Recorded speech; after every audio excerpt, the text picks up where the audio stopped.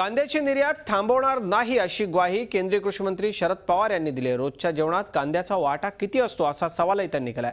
महाराष्ट्रातला शेतीमाल देशातील सर्व भागात नेण्यासाठी रेल्वेला जादा डबे जोडणार असल्याची माहिती त्यांनी दिली आहे. ते कांद्याची निर्यात बंद करा म्हणून पार्लमेंटमध्ये दंगा झाला. मला विचारलं, मी सांगितलं मी नाही बंद करणार. ते म्हणजे असं कसं झालं, लोकांना डोळ्याचं पाणी यायला लागले. म्हणजे कांद्याचे भाव जेव्हा पडतात त्यावेळेला डोळ्याचं पाणी येतं उत्पादकाचं.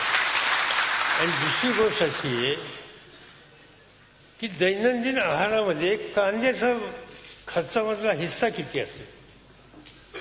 प्रत्येक माणूस, प्रत्येक कुटुंब रोजच्या आहारामध्ये त्याच्या जेवणाचा खर्च समजा 15 रुपये असेल, 25 रुपये असेल, 50 रुपये असेल, 100 रुपये असेल, त्यातला कांद्याचा वाटा किती. तर तुम्ही काही रेल्वे आम्हाला सांगितल्या की ही पंजाब मेल आहे, ही मद्रास मेल आहे, ही बंगलोरला जाणारी आहे, ही काशी एक्सप्रेस आहे. अशा सगळ्या ट्रेनना म्हणजे तुम्ही आम्हाला सांगितलं की मिरजेला एक डबा द्या या महिन्यामध्ये. तुम्ही आम्हाला सांगितलं की नाशिकला 4 डबे द्या. स्पेशल डबे कंपार्टमेंट हे कोल्ड स्टोरेज सारखे कंपार्टमेंट हे लावणं शक्य आहे.